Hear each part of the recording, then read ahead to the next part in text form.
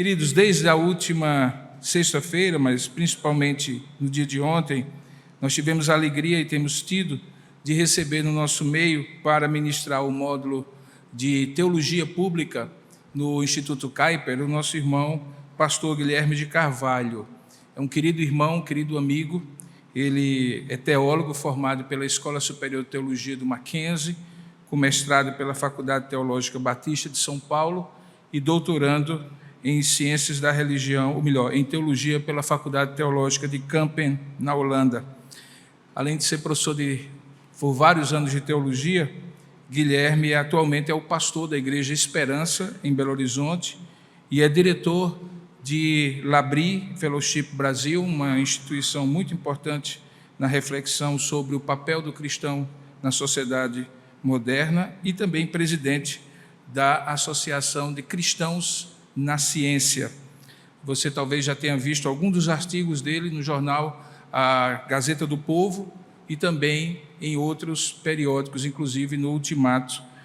Algum tempo atrás ele tinha inclusive um blog e artigos publicados no Ultimato. Guilherme é um querido irmão e que se dispôs nesse final de semana de estar aqui e também de ministrar ao nosso coração na manhã desse dia. Logo depois do culto ele vai sair meio que correndo para pegar o voo e voltar para as atividades da sua igreja. Guilherme, muito obrigado, que Deus te abençoe, querido.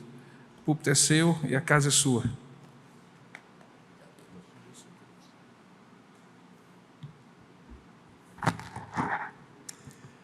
Bom dia, meus irmãos. Obrigado ao reverendo Robson e grato pelo privilégio, por essa honra de ministrar nesse púlpito. Vamos abrir as nossas Bíblias na carta aos Romanos, capítulo 12.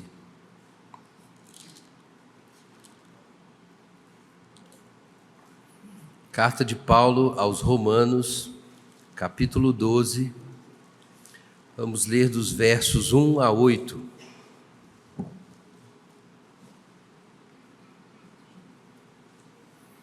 Romanos 12, 1 a 8.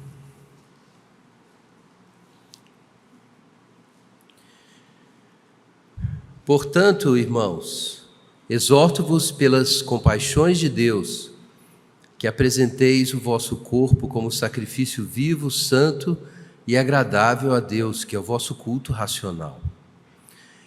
E não vos amoldeis ao esquema deste mundo, mas sede transformados pela renovação da vossa mente, para que experimenteis qual seja a boa, agradável e perfeita vontade de Deus. Porque pela graça que me foi dada, digo a cada um de vós que não pense de si mesmo mais do que convém, mas que pense de si com equilíbrio, conforme a medida da fé que Deus repartiu a cada um. Assim como em um corpo temos muitos membros e todos os membros não têm a mesma função, assim também nós, embora muitos, somos um só corpo em Cristo e individualmente membros uns dos outros. De modo que temos diferentes dons, segundo a graça que nos foi dada. Se é profecia, que seja de acordo com o padrão da fé.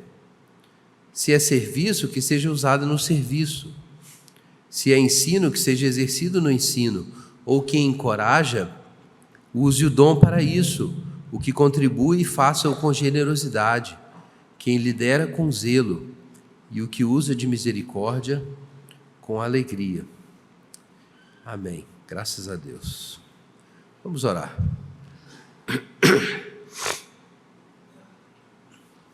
Pai Celeste, nós damos graças ao Senhor por esse tempo, essa manhã,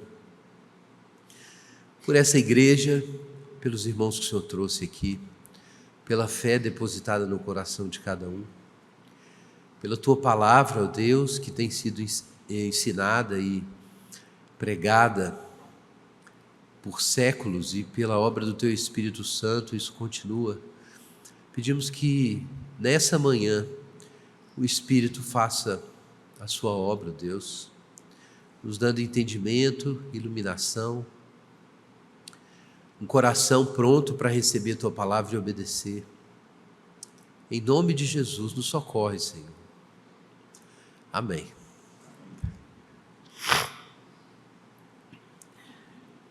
Irmãos, Romanos 12 é um capítulo fundamental para a gente entender a mensagem da carta aos Romanos. Mas também eu tenho descoberto nesse capítulo riquezas muito necessárias para o cristianismo contemporâneo, para a vida cristã hoje. Todo mundo gosta de citar os versos 1 e 2, que falam sobre apresentar os nossos corpos como sacrifício a Deus, como culto, e no verso 2, principalmente, quando se diz que a gente precisa renovar a mente. Todo mundo já participou de algum estudo bíblico em que esse verso foi invocado para dizer que a gente precisa ter uma mente cristã, ou que a gente precisa ter uma cosmovisão cristã. Paulo fala aqui sobre renovar a mente, sobre ter a mente transformada. E está correto isso. Mas quando a gente lê o trecho inteiro, a gente percebe que a mente cristã, de acordo com o apóstolo Paulo, não é a mesma coisa que ter uma doutrina de cosmovisão cristã, embora isso seja um dos desdobramentos da mente cristã. Então eu quero sua atenção para a gente compreender esse ponto central de Romanos 12. Em Romanos, no capítulo 1 até o capítulo 11, nós temos uma exposição do Evangelho de Paulo. Ele começa falando sobre o pecado, do capítulo 1, verso 18, até metade do capítulo 3. Depois ele começa a falar sobre a obra salvadora de Deus, primeiro sobre a justificação pela fé, então sobre os seus efeitos individuais e cósmicos, até o capítulo 5. Então, metade do 5 em diante, nós temos a libertação do pecado, o grande tema da libertação do pecado. No capítulo 6, o assunto é o batismo, que corresponde ao êxodo. Nós somos libertados, sendo batizados ali no mar, nós somos libertados do domínio de Faraó. Então Paulo fala sobre essa libertação do pecado nos capítulos 6, 7 e no capítulo 8 sobre a obra do Espírito Santo. E em seguida, nos capítulos 9 a 11, o assunto é judeu e gentio no plano de Deus, e por que Deus ainda tem um compromisso com Israel, mas isso não significa que o judeu esteja em segundo, o gentio esteja em segundo lugar no plano de Deus. Primeiro o judeu e também o grego, mas se o judeu rejeita a fé, então o grego ou o gentio é enxertado na árvore, mas ele não deve se gloriar contra a árvore. Enfim, Paulo apresenta todo o seu evangelho. Quando ele conclui no capítulo 11, você encontra ali no versículo 32, ele louva a misericórdia de Deus, porque Deus colocou todos debaixo da desobediência a fim de usar de misericórdia para com todos. Então o triunfo da graça de Deus é a grande exposição de Paulo, no capítulo 1 até 11. O triunfo da misericórdia pactual do Senhor. E no capítulo 12 ele parte daí, depois de fazer um pequeno hino de adoração, concluindo essa exposição, ele começa com as misericórdias de Deus, capítulo 12. Então o capítulo 12 em diante é uma exposição da vida evangélica. Como nós vivemos diante de um evangelho tão glorioso? Quando compreendemos esses grandes atos de Deus, como deve ser a nossa vida daí em diante? Então isso é Romanos 12 em diante, com várias orientações éticas bem mais específicas do que o que ele apresentou antes, até esse momento. Nesse sentido, o Evangelho é uma carta muito sistemática, essa carta aos Romanos, muito bem organizada.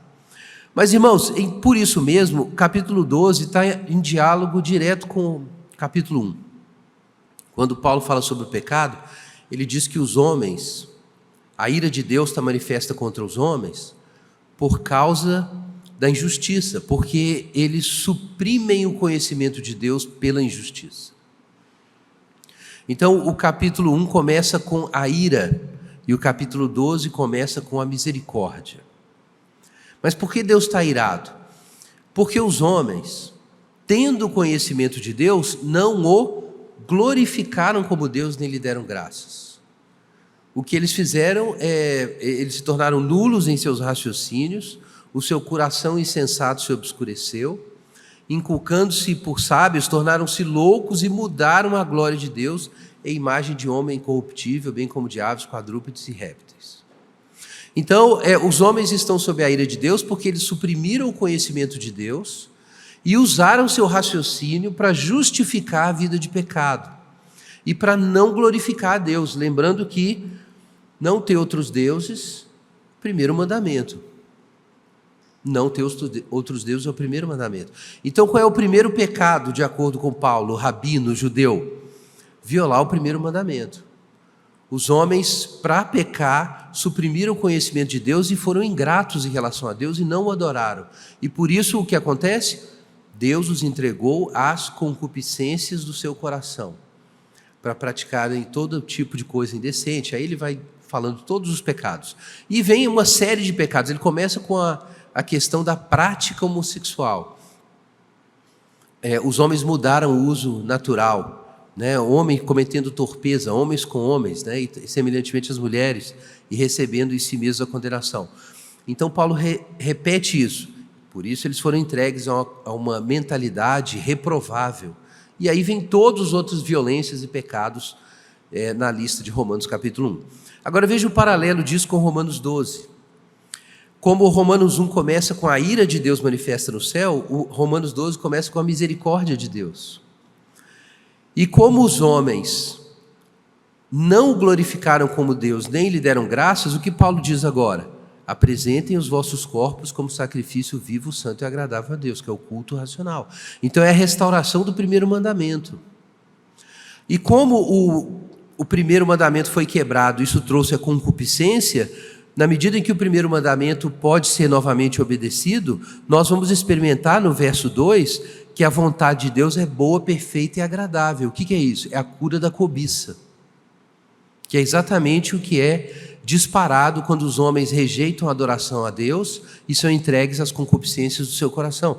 Então, se a gente descobre a misericórdia de Deus e nós reencontramos o caminho da adoração e do desfrute do Deus verdadeiro, então a nossa mente, que antes se tornou nula para justificar a idolatria, nossa mente é renovada.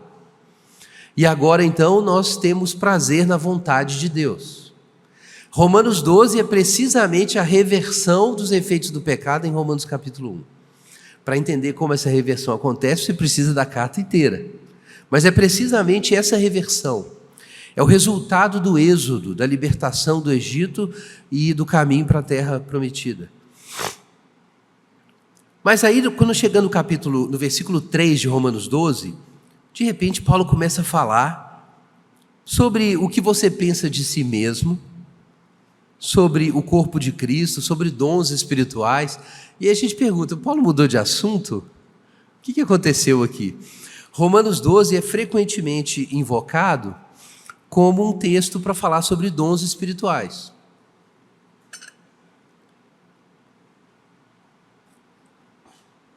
E não está errado. Mas a gente precisa ter mais contexto aqui. Por que Paulo entrou nessa conversa sobre dons espirituais? E eu quero falar a respeito disso, irmãos. Eu não anunciei o tema nosso, mas o tema dessa reflexão é pensar de si mesmo como convém. É exatamente a expressão no capítulo 12, verso 3. Pensar de si mesmo como convém. Como eu disse para vocês, cosmovisão é um tema importante. Renovação da mente, com certeza, envolve ter uma cosmovisão cristã. Mas ao longo dos anos eu tenho descoberto isso, que muitas vezes o estudo dos princípios de Deus para serem aplicados em várias áreas da vida, principalmente na sociedade moderna, não é muito eficiente na vida do cristão comum. E depois de pensar algum tempo sobre isso, eu cheguei a algumas conclusões que eu quero compartilhar com os irmãos. O pulo do gato da mente renovada não é você ter uma visão bíblica da sociedade moderna. Não é você ter uma boa orientação filosófica cristã sobre os problemas da moralidade contemporânea, da forma como o Estado moderno se organiza de forma antirreligiosa, ou sobre os princípios de Deus para a economia. ter uma cosmovisão cristã não é aprender a criticar o marxismo cultural. Embora isso seja importante, tenha seu lugar. Mas não é isso que é ter cosmovisão cristã. Ou melhor dizendo, isso é uma dimensão, mas não é o coração da coisa. Porque veja, irmãos, se a gente dá atenção ao que Paulo diz em Romanos 1, o problema da distorção que o pecado produz é, em primeiro lugar, um problema de culto, de adoração. Os homens, em primeiro lugar, não glorificaram como Deus, nem lhe deram graças, e aí sim se tornaram nulos em seus raciocínios, seu coração insensato se obscureceu, mudaram a glória de Deus em imagem de homem corruptível, bem como aves, quadrúpedes e répteis. Ou seja, o problema é o quê? É a justificação da idolatria. Em primeiro lugar, essa é a questão. É a justificação da idolatria. Mas em segundo lugar, os homens ficaram confusos sobre si mesmos. Gênesis diz muito claramente que Deus fez a Adão, o homem, macho e fêmea. Paulo está falando do primeiro mandamento, está falando de Gênesis 1, da imagem divina no ser humano. Esses são grandes temas nas suas cartas. Então ele diz que os homens primeiro não glorificaram a Deus e em seguida mudaram o uso natural do sexo. Por que, irmãos, Paulo escolhe esse pecado, tanto pecado no mundo? Por que Paulo escolhe esse pecado, a prática homossexual, os homens mudando o modo natural de se relacionar e as mulheres? Porque ele usa isso para explicar que todo mundo está sob o pecado. Irmãos, isso aqui faz parte dessa atividade de Paulo, rabino. Ele era um rabino judeu que fazia esse tipo de referências a diversos, plasmando imagens de vários textos bíblicos diferentes para comunicar uma ideia. A gente fala sobre a exegese midrástica, né? Paulo muitas vezes faz isso. O que Paulo está fazendo aqui, combinando 10 mandamentos e Gênesis 1 a 3, na sua exposição do pecado, em Romanos 1, é explicar que se Deus fez o homem desde o início macho e fêmea, esse pecado, em particular, mostra a confusão sobre a identidade. Mostra que o ser humano não sabe mais quem ele é e qual o seu destino. Ele não sabe para que ele existe.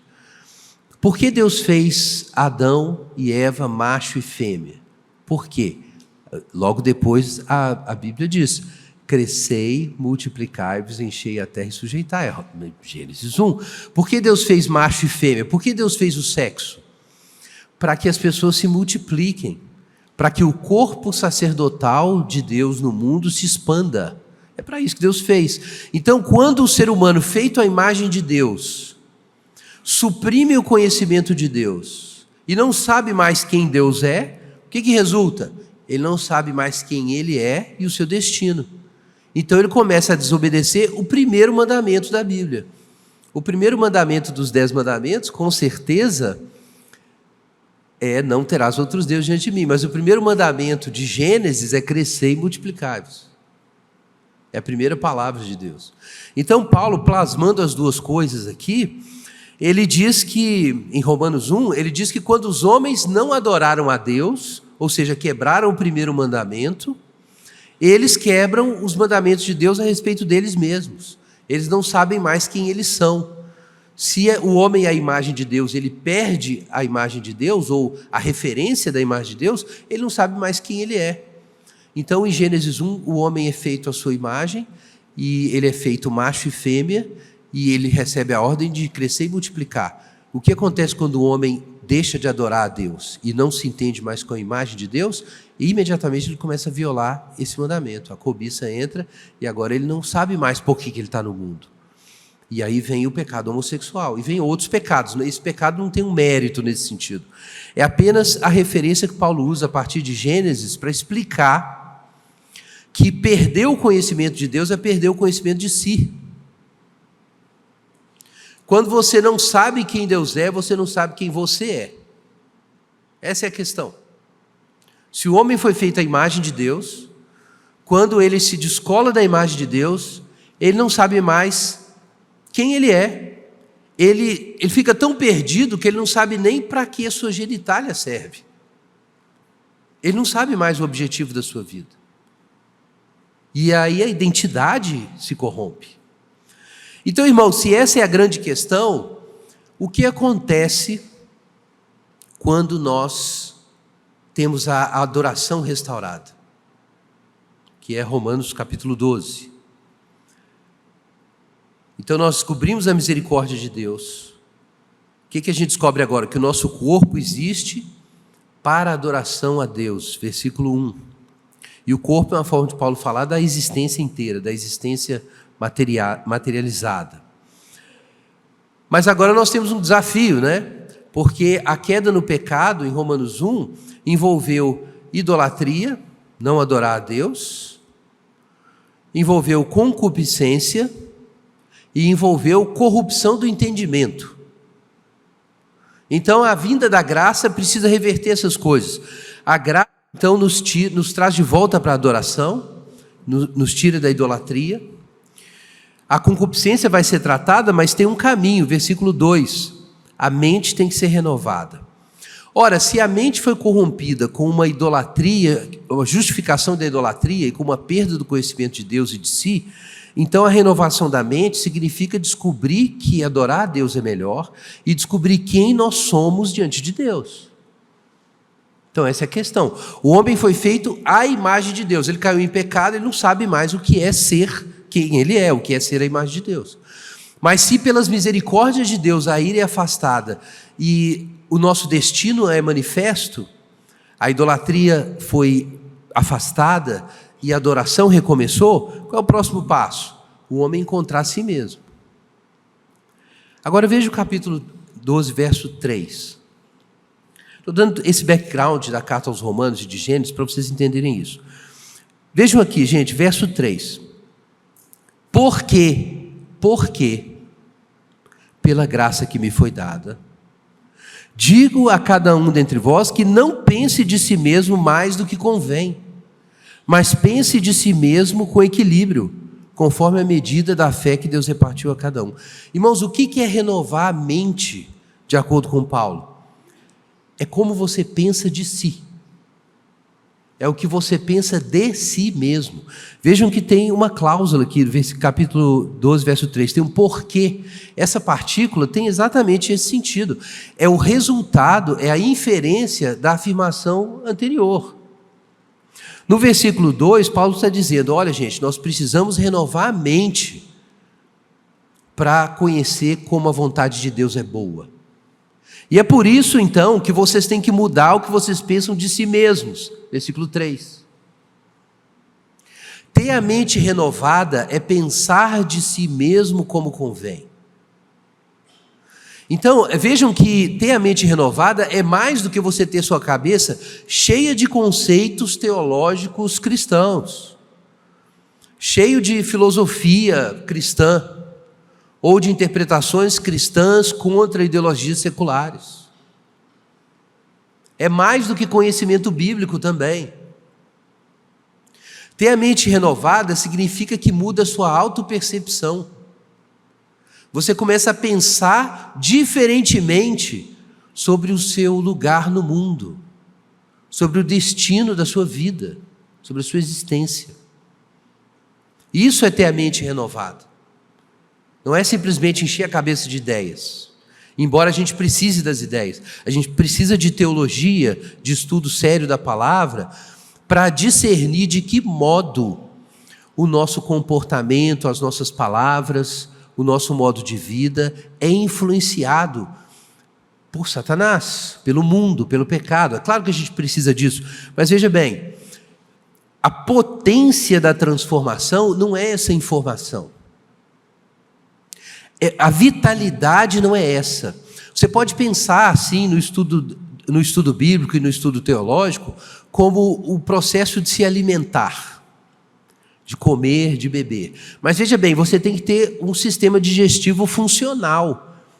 E esse sistema digestivo então vai tomar esses alimentos e processar esses alimentos. E vejam bem, o que faz o papel desse sistema digestivo? É esse processo vital de mudança na percepção de si, de renovação da mente. A renovação da mente é o processo de digestão. Mas esse processo acontece na medida em que o meu lugar no mundo é encontrado, que a minha visão sobre quem eu sou na vida e sobre o meu destino é alterada. E se não mudar isso, você não se converteu, nada aconteceu. Mesmo que você tenha muita informação. Essa não é precisamente a obra do Espírito Santo. Se você ler Romanos capítulo 8, você vai encontrar isso lá. Quando Paulo fala sobre andar no Espírito Santo, vejam em que termos ele descreve isso. Capítulo 8,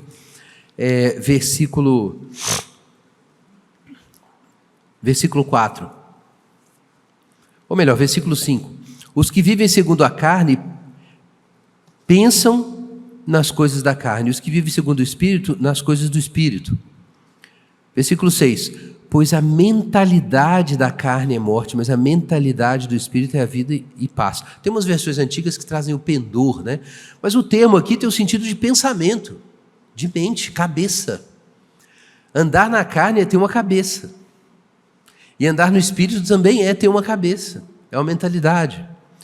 Mas o que está no coração dessa nova mentalidade? Capítulo 8, versículo 15. Não recebeste o espírito de escravidão para vos reconduzir ao temor, mas o espírito de adoção, pelo qual clamamos, Abba, Pai. E o próprio Espírito dá testemunho ao nosso espírito de que somos filhos de Deus. E se somos filhos, também somos herdeiros de Deus, e assim por diante. Irmãos, qual é a obra inicial, principal do Espírito Santo em nós? É plantar uma consciência diferente da nossa relação com Deus.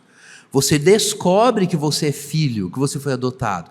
Olha, isso significa, em termos existenciais, uma mudança de autopercepção.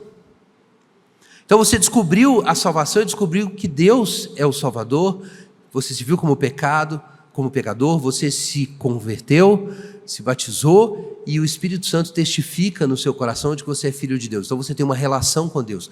Essa relação significa que você é alguém. A obra do Espírito Santo é dizer para você quem você é. Esse é o testemunho interno do Espírito Santo. É dizer quem você é. E dizer quem você é te localiza de novo no mundo, na história, nos relacionamentos, nas suas próprias expectativas. Descobrindo então quem você é, você tem a mente renovada por essa obra do Espírito Santo. Esse é o motor da transformação. Todo o conhecimento bíblico e teológico que você receber vai te ajudar a fazer isso, na medida em que existe a obra do Espírito Santo no seu coração. Porque isso é a vitalidade espiritual. E essa obra do Espírito Santo te ensinando sobre quem você é e te colocando no seu lugar. E você tem um lugar. Porque você é uma criatura, você não é Deus, você não pode tudo. Você tem um lugar. E isso ajuda a entender muito bem o problema do pecado. O pecado nos faz querer ser Deus, nos faz querer ser outra coisa que não o que Deus nos fez. O pecado nos faz ter cobiça e buscar mais do que nós precisamos. O pecado nos faz desejar as coisas dos outros. E a gente começa a cobiçar a posição, a inteligência, o marido, a esposa, as riquezas, a influência. A gente quer as coisas dos outros por causa do abismo, do desespero na alma. Então o pecado faz a gente sair do nosso lugar. O pecado nos faz rejeitar a nossa criaturidade. A gente não aceita que um Deus soberano e providente nos tenha feito para ser X. A gente quer ser Y. A gente quer dar um rumo para a nossa vida. A gente quer acreditar na ideia de que nós somos infinitos, que a gente pode qualquer coisa, que tudo é possível. Isso vai para muitos assuntos. Isso vai desde a crença, por exemplo, de que o ser humano, o indivíduo não precisa respeitar o seu corpo sexual, como a gente tem hoje na cultura, até uma pessoa que às vezes está na igreja, né? Não é um pecado tão explícito, mas que bagunça a sua vida totalmente por causa de uma ambição de crescer economicamente e que faz ela estourar os limites dos seus relacionamentos, entrar em guerra dentro de casa, entrar em guerra na igreja, na família, porque o sujeito quer ficar rico, quer ganhar muito dinheiro, e ele começa a tomar decisões problemáticas nessa direção, e é a mesma concupiscência, é a mesma dificuldade de aceitar de se aceitar como criatura, e não somente isso no caso do cristão, de se ver como filho de Deus, amado e cuidado por Deus, e o que Deus tem para você é bom. Então, o pecado abre no coração o buraco da cobiça e nos faz romper os limites da criaturidade e desejar ser mais do que nós somos, ou desejar ter outras coisas, e muitas vezes menos também, embora não seja o ponto principal do apóstolo Paulo aqui. Então, irmãos, vejam que faz sentido, então, que a renovação da mente envolva pensar de si mesmo como convém. Significa que você tem uma imagem de si que é realmente alimentada e moldada pelo Evangelho. E qual é o resultado disso? Veja que interessante. Versículo 4. Por que é tão importante que você pense de si mesmo como convém, com equilíbrio, com moderação? Por quê? Verso 4, tem um outro pois aqui. Porque, como em um corpo nós temos muitos membros, e os membros não têm a mesma função, assim também nós, embora muitos, somos um corpo de Cristo, individualmente membros uns dos outros. Gente, isso aqui é maravilhoso. Qual é o resultado da idolatria e da concupiscência e do homem não saber mais quem ele é, em Romanos 1? Pecados de uns contra os outros.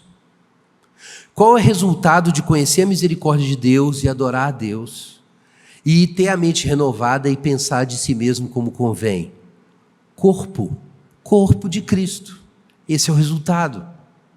O corpo de Cristo é justamente o contrário do que resulta no mundo de pessoas cheias de cobiça, que não sabem quem são e estão lutando para ser mais do que elas são, por falta de Deus.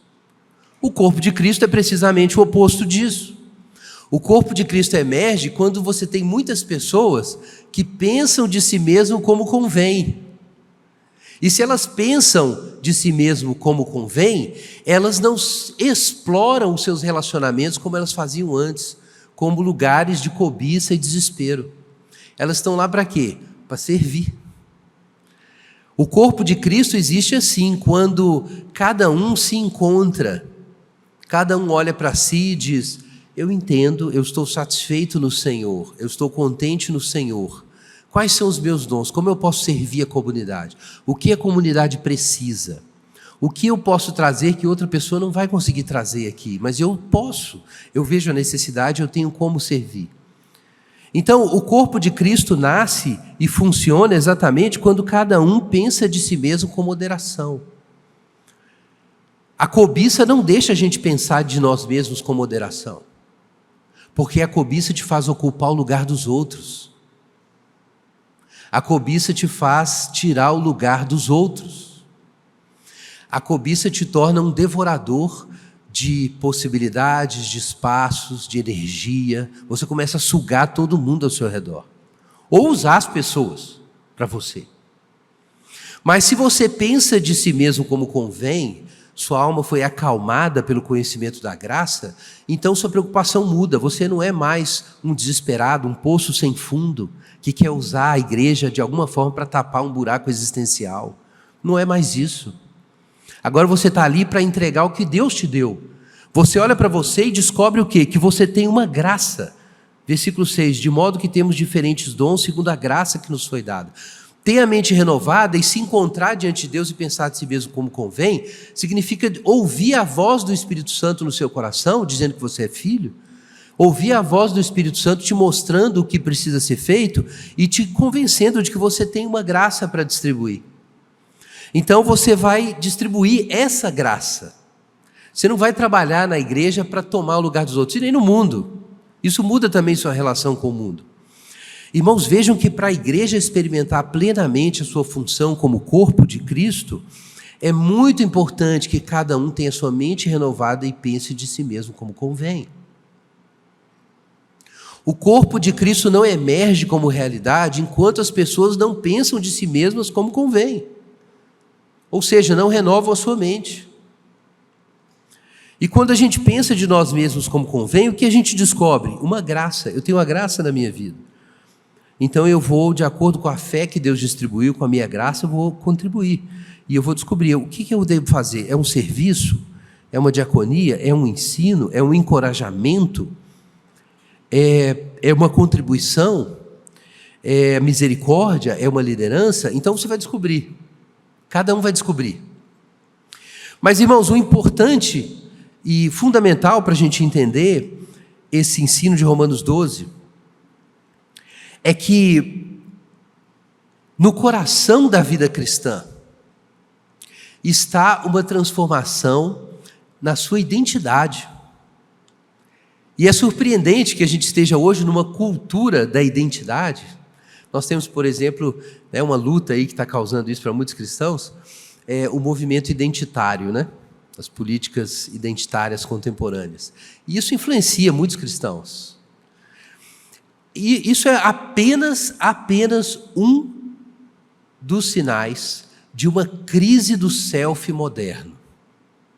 O homem moderno, a psicologia do homem moderno é uma grande crise. A gente sabe disso por outras razões.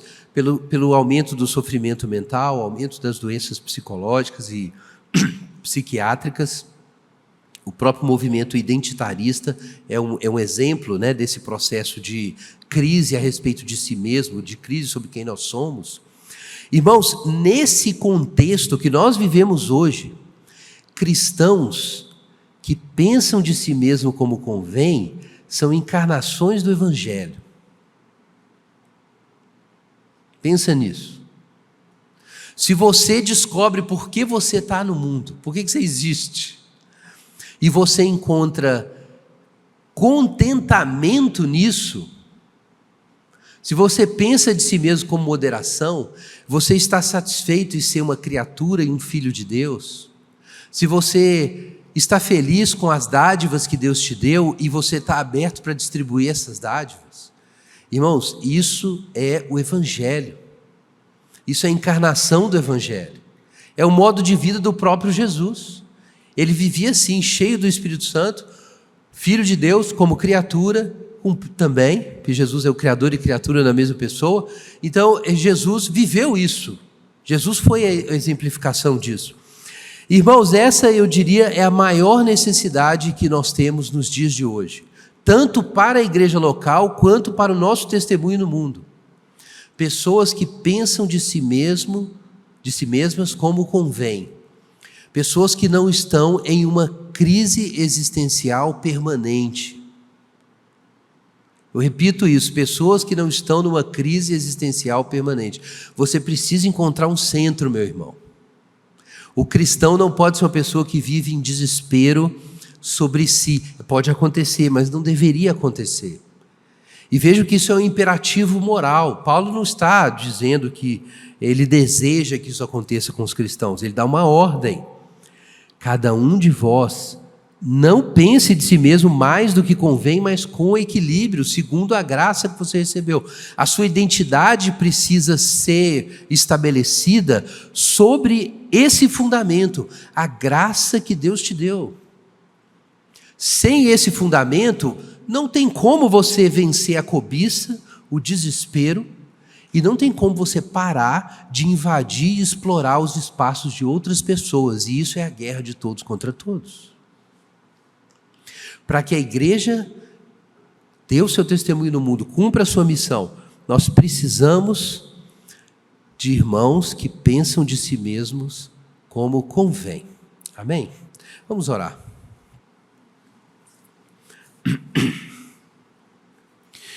Pai Celeste, nós te damos graças pela tua palavra, pelo ensino do apóstolo em Romanos 12, e pedimos que o Senhor faça essas coisas na nossa vida, ó Deus, pelo teu Espírito Santo. Nos dá entendimento, Senhor. Não apenas entendimento conceitual, mas no coração. Pedimos, como está lá em Efésios, que os olhos do nosso entendimento sejam abertos. Eu peço que o Senhor conceda essa graça, ó Deus, a cada irmão de encontrar contentamento como criatura, como filho de Deus, de encontrar contentamento no lugar em que está, com seus desafios e suas oportunidades. Ó Deus, abre os olhos, eu peço, de cada irmão nessa comunidade, para enxergar a si mesmo e as necessidades do mundo à luz do Senhor, para se encontrar na presença do Senhor. Eu peço, Pai, que o Senhor liberte cada cristão aqui da cobiça, da concupiscência, do desespero, da vontade de ser mais do que é, do terror, da vergonha de pensar que é menos do que é, do descontentamento com as coisas que o Senhor concedeu, com o desejo de tomar espaços de outras pessoas. Nos livra desses pecados, Senhor. Nos abençoa para nós funcionarmos como o Teu corpo, como o corpo do Senhor, articulado e unido por juntas, cooperando uns com os outros, servindo uns aos outros. Pai, faz essa obra na nossa vida pelo Teu Espírito, em nome de Jesus. Amém. Amém, irmãos.